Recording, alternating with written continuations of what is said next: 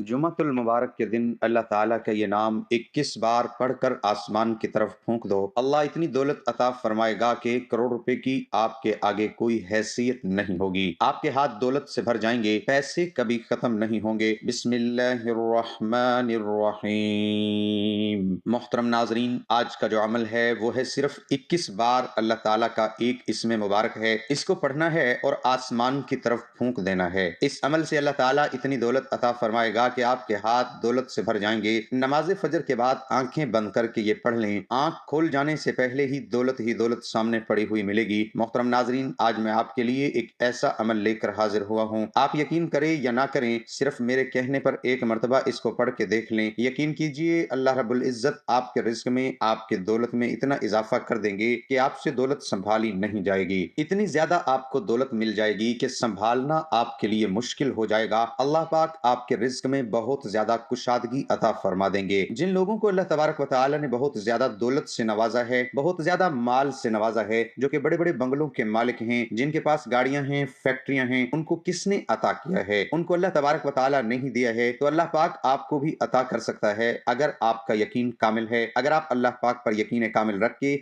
मुकम्मल भरोसा रखें, अल्लाह पाक से मांगेंगे तो वो जरूर आपको अता करेगा। तो ये अमल अगर आप कर लेते हैं तो अल्लाह पाक आपकी किस्मत को बदल देंगे। ये जो हम आपको वज़ाइफ बताते हैं, ये जो हम आपको अमल बताते हैं, ये हम आपको अपनी तरफ से नहीं बताते, बल्कि बुजुर्गान दीन के बताए हुए आमाल हैं और कुरान और हदीस से साबित हैं। और इन आमाल को करने से अल्लाह पाक किस्मत को बदलते हैं, हालात बेहतर करते हैं और मुश्किलात जो हैं वो आसान होती हैं। जो बड़े बड़े उलमाए कराम, जो बड़े बड़े लोग जिन्होंने कामयाबियां हासिल की हैं, उन्होंने इन्हीं आमाल को पढ़कर अल्लाह पाक से मांगा और उनकी मुश्किलात हल हुई। तो वही आमाल हम आपके साथ शेयर करते हैं और ये बहुत ज्यादा लोगों के लिए कीमती है, क्योंकि अल्लाह पाक ने कुरान मजीद में हर बीमारी का इलाज रखा है और ये आमाल कुरान मजीद से ही उठाए जाते हैं और इनका पढ़ना अल्लाह तबारक व तआला की फौरी गैबी मदद लेके आता है। हर इंसान की मदद अल्लाह तबारक व तआला ही करता है। हर चीज की मदद करने वाली जात अल्लाह तबारक व तआला की जात है। सबको रिस्क भी अल्लाह पाक ही देता है और उसको मालदार भी अल्लाह पाक ही करता है। तो अगर आप अल्लाह पाक पर भरोसा रखकर इस अमल को करेंगे, अल्लाह पाक आपकी मदद फरमाएगा, आपके हालात बेहतर होंगे। नाज़रीन इकराम, अगर आप वज़ाइफ कर करके अब थक चुके हैं, अगर आपने हर मुमकिन कोशिश भी कर ली है, मगर उसके बावजूद भी आपके रिज़्क की जो भी तंगियां हैं, परेशानियां हैं, खत्म नहीं हो रही, आप बेहद मायूस हो चुके हैं, तो अब आप मायूसी को छोड़ दें, क्योंकि मायूसी कुफ्र है। इंसान की फितरत ऐसी है कि उसे जिंदगी में सब कुछ अपने मुताबिक चाहिए,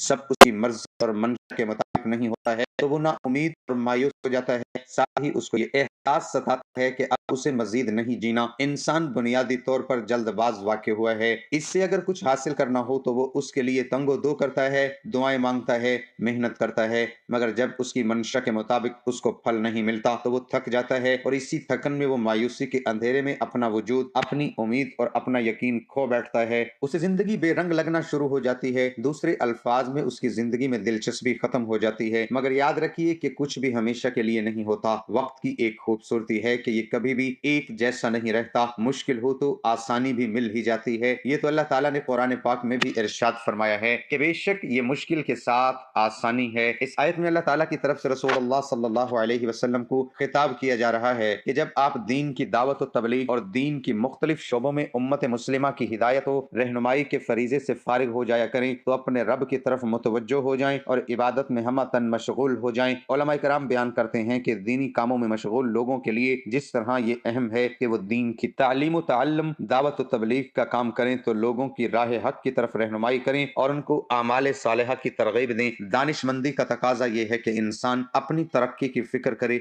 और उम्मत की तरक्की की भी फिक्र करे। ये बात हमेशा जहन में रखनी चाहिए कि हमेशा मेहनतें और कोशिशें यकतरफा न हों कि हम सिर्फ अपनी फिक्र करें और उम्मत को फरामोश कर दें, या ये कि सिर्फ उम्मत की फिक्र करें और अपने आप को फरामोश कर दें। इस आयत में हमें ये तालीम दी गई है, दोनों में तवाज़न बराबरी कायम रखें, यानी अपनी फिक्र करें और उम्मत की भी फिक्र करें। हालात चाहे जितने भी कठिन क्यों न हो, मुश्किलात के बादल जितने भी काले क्यों न हो, इंसान आसानी की सुबह का सूरज जरूर तलू होता है, देखता है, न दुख सदा रहता है और न सुख। ऐसे ही नाकामी और कामयाबी भी हमेशा के लिए नहीं है। इसलिए सब कुछ अहम बात यह है कि इंसान को कभी मायूस नहीं होना चाहिए, बल्कि मुश्किलात के आने पर मायूसी के अंधेरों में भी उम्मीद और यकीन का चिराग जलाते रहना चाहिए, क्योंकि अगर इंसान मायूसी के अंधेरे में उम्मीद का چراغ جلاتا ہے تو اس کی روشنی انسان کے وجود کو منور کر دیتی ہے۔ اس روشنی سے انسان باطنی اور ظاہری طریقے سے مزید مضبوط ہو جاتا ہے۔ وہ سمجھ جاتا ہے یہ ناکامی اور مشکل وقت سب عارضی ہے۔ وہ اس حقیقت سے آشنا ہوتا ہے یہ زوال، یہ مشکلات، یہ سب انسان کی ہمت کو جانچنے کے لیے قدرت نے بنائے ہوئے ہیں، کیونکہ یہ بھی حقیقت ہے کہ انسان اپنی فتح اور کامیابی سے اتنا مضبوط نہیں ہوتا جتنا وہ اپنی زوال اور ناکامی سے مضبوط ہوتا ہے۔ اس لیے ہمیں کسی بھی حالات میں مایوس نہیں ہونا چاہیے اور اپنے رب سے امید رکھنی چاہیے، بے شک وہ ہر چیز پر قادر ہے، انشاءاللہ وہ آپ کی تمام پریشانیاں حل کر دے گا۔ تو یہ جو عمل ہے اس کو کرنے سے پہلے ایک بات اپنے ذہن میں لازمی یاد رکھیں، اللہ تبارک و تعالیٰ کی راہ میں جتنا زیادہ ہو سکے جو حسب توفیق ہے وہ صدقہ ضرور کیا کریں، کیونکہ صدقہ جو ہے اللہ کی راہ میں جو بندہ خرچ کرتا ہے مال کو بڑھاتا ہے، یعنی اللہ پاک اس بندے کے مال میں اضافہ کرتے ہیں جو کہ اللہ کی راہ میں خرچ کرتا ہے۔ ناظرین، اسلام ایک مکمل ضابطہ حیات ہے، لہذا یہاں معاشرے کے تمام طبقات کی بہتری کا خیال رکھا گیا ہے۔ زکوٰۃ و صدقہ ایسے ہی احکامات ہیں جو معاشرے کی فلاح کا سبب بنتے ہیں۔ حدیث نبی صلی اللہ علیہ وسلم کا مفہوم ہے کہ اگر صدقہ کرنے والا جان لے اور سمجھ لے کہ اس کا صدقہ فقیر کے ہاتھ میں سے پہلے اللہ کے ہاتھ میں جاتا ہے تو یقیناً دینے والے کو لذت لینے والے سے کہیں زیادہ ہوگی۔ لیکن صدقہ جنت کے دروازوں میں سے ایک دروازہ ہے۔ صدقہ اعمال صالحہ میں افضل عمل ہے اور سب سے افضل صدقہ کھانا کھلانا ہے۔ صدقہ قیامت کے دن سایہ ہوگا اور اپنے دینے والے کو آگ سے خلاصی دلائے گا۔ صدقہ اللہ جل جلالہ کے غضب کو ٹھنڈا کرتا ہے اور قبر کی گرمی کی ٹھنڈک کا سما ہے۔ میت کے لیے بہترین ہدیہ اور سب سے زیادہ نفع بخش چیز صدقہ ہے اور صدقے کے ثواب کو اللہ تعالیٰ بڑھاتے رہتے ہیں۔ صدقہ مصطفیٰ ہے، نفس کی پاکی کا ذریعہ اور ان نیکیوں کو بڑھاتا ہے۔ صدقہ قیامت کے دن صدقہ کرنے والے کے چہرے تازگی کا سبب ہوں گے۔ صدقہ قیامت کی ہولناک کے خوف سے امان ہے اور گزرے ہوئے پر افسوس نہیں ہونے دیتا۔ صدقہ گناہوں کی مغفرت کا سبب اور کفارہ ہے۔ صدقہ خوشخبری ہے اور فرشتوں کی دعا کا سبب ہے۔ صدقہ دینے والا بہترین لوگوں میں سے ہے اور اس کا ثواب ہر اس شخص کو ملتا ہے جو اس میں کسی طور پر بھی شریک ہو۔ صدقہ دینے والے سے خیر کثیر اور بڑے اجر کا وعدہ ہے، آدمی کو متقین کی صف میں شامل کر دیتا ہے اور صدقہ کرنے والے سے اللہ کی مخلوق محبت کرتی ہے۔ صدقہ کرنا جود و کرم اور سخاوت کی علامت ہے۔ صدقہ دعاؤں کو قبول ہونے اور مشکلوں سے نکالنے کا ذریعہ ہے۔ صدقہ مصیبت کو دور کرتا ہے اور دنیا میں 70 دروازے برائی کے بند کرتا ہے۔ صدقہ عمر میں اور مال میں اضافے کا سبب ہے، کامیابی اور رزق کا سبب ہے۔ صدقہ علاج بھی ہے، دوا بھی ہے، شفا بھی۔ صدقہ آگ سے جلنے، غرق ہونے، چوری اور بری موت کو روکتا ہے۔ صدقے کا اجر ملتا ہے چاہے جانوروں اور پرندوں پر ہی کیوں نہ ہو۔ یقیناً اس تحریر کو پڑھ کر آپ صدقے کے فضائل اپنے روح و قلب میں اتار ہوں گے اور دل میں صدقہ کرنے کا ارادہ کیا ہوگا کہ آپ بھی صدقہ کریں۔ تو سن لیجئے، حدیث نبی صلی اللہ علیہ وسلم کا مفہوم ہے کہ اچھی بات کو آگے پھیلانا بھی صدقہ ہے۔ دین اسلام کی اس رہنمائی کو آگے بڑھائے اور صدقے کے سلسلے کو جاری کریں۔ ناظرین، وقت کی نزاکت کو مد نظر رکھتے ہوئے اب ہم وظیفے کی طرف چلتے ہیں۔ آپ نے سب سے پہلے درود پاک پڑھنا ہے۔ آپ نے 3 مرتبہ کوئی سا بھی درود پاک پڑھ لینا ہے، لیکن درود ابراہیمی کی زیادہ فضیلت ہے، اس لیے ہمیشہ درود ابراہیمی ہی پڑھا کریں۔ ایک مرتبہ میرے ساتھ ہی پڑھ لیں تاکہ ثواب ہو۔ اللہم صلی علی محمد وعلی آل محمد کما صلیت علی ابراہیم وعلی آل ابراہیم انک حمید مجید۔ اللہم بارک علی محمد وعلی آل محمد کما بارکت علی ابراہیم وعلی آل ابراہیم انک حمید مجید۔ پھر جیسے ہی آپ درود ابراہیمی پڑھ لیں، اگر آپ کے پاس تسبیح موجود ہے تو تسبیح لے لیں، اگر اس وقت تسبیح نہیں ہے تو آپ سیدھے ہاتھ کی انگلیوں پر بھی یہ وظیفہ کر سکتے ہیں۔ آپ کسی بھی قسم کے وظیفے کے لیے ہمیشہ درود ابراہیمی ہی پڑھا کریں، ہو سکے ہاتھ کی انگلیوں کی پوروں پر بھی یہ وظیفہ کیا کریں۔ اگر ہاتھ کی انگلیوں پر گننے میں دشواری ہوتی ہے تو بے شک آپ تسبیح کا استعمال کریں، لیکن ہاتھوں پر شمار کرنا زیادہ بہتر ہے۔ وظیفے کے بعد اللہ تعالیٰ سے نہایت خلوص اور دردمانہ انداز میں گڑ گڑا کر اپنی مشکلات اور حاجات کی دعا کریں گے، انشاءاللہ تعالیٰ آپ کی دعا اللہ کے ہاں منظور و مقبول ٹھہرے گی۔ لیکن ایک بات واضح کر دیں، آپ صرف کسی وظیفے کے لیے ہی نماز نہیں پڑھتے بلکہ نماز کو اپنے مستقل عادت بنا لیں۔ نماز کی اسلام میں بہت زیادہ فضیلت ہے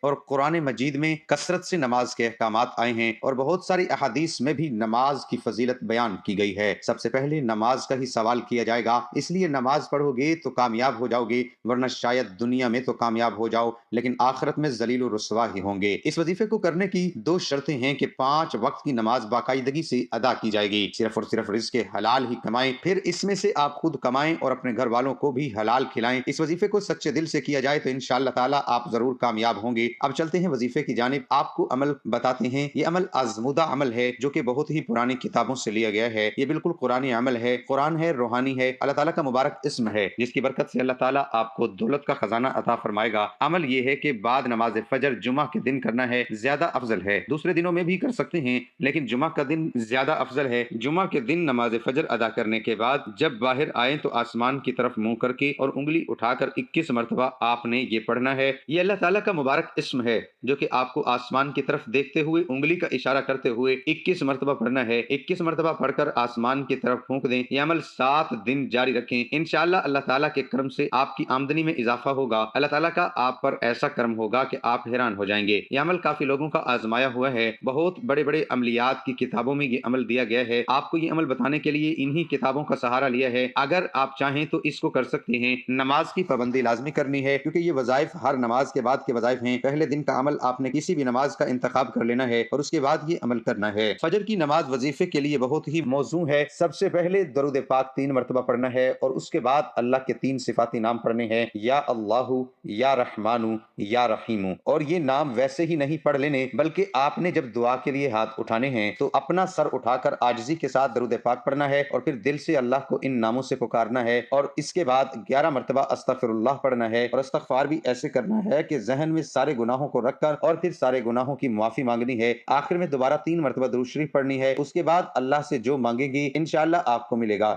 اس وظیفے کو اگر 5 نمازوں کے ساتھ کر لے تو زیادہ فائدہ ہوگا۔ دوسرے دن کا وظیفہ، یہ وظیفہ بھی اسی انداز میں کرنا ہے۔ طریقہ یہ ہے کہ سب سے پہلے 3 مرتبہ درود پاک پڑھنا ہے، 21 مرتبہ یا اللہ، یا رحمان، یا رحیم اس انداز میں پڑھ کر اور پھر درمیان کے ساتھ 11 مرتبہ درود پاک پڑھنا ہے۔ پھر جو بھی حاجت ہو اس کے لیے دعا مانگنی ہے، انشاءاللہ اللہ قبول فرمائیں گے۔ اور اگر وظیفے کا تیسرا دن ہے تب بھی آپ اسی کے ساتھ اس کو پڑھ سکتے ہیں۔ 7 دن اسی طرح پڑھنا ہے۔ تو یہ وظیفہ بہت ہی آزمودہ ہے۔ آخر میں دعا ہے کہ اللہ تعالی ہمارے اس وظیفے کی گئی کسی بھی قسم کی کمی کوتاہی رحمت اور شفقت سے معاف فرمائے اور ہمیں پکا اور سچا مسلمان بنائے۔ ہمیں 5 وقت کی نماز ادا کرنے کی توفیق عطا فرمائے اور ہمیں صراط مستقیم پر چلنے کی توفیق عطا فرمائے، آمین۔ اللہ ہم سب کا حامی و ناصر ہو۔ کمنٹ باکس میں اللہ تعالیٰ کے 99 ناموں میں سے ایک نام ضرور ٹائپ کریں۔